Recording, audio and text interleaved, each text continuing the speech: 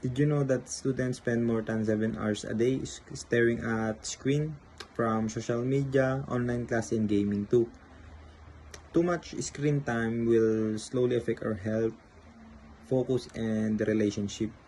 Digital addiction is becoming more serious problem among students and young adults. Many stay online for long hours without rest. Because of this, people experience lack of sleep and eye strain and stress and poor concentration.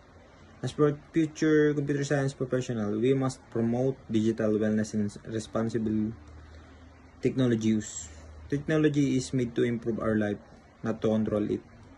Take regular breaks from screen, limit unnecessary scrolling on social media, turn off notification while studying, spend time exercising, reading, or talking with family and friends.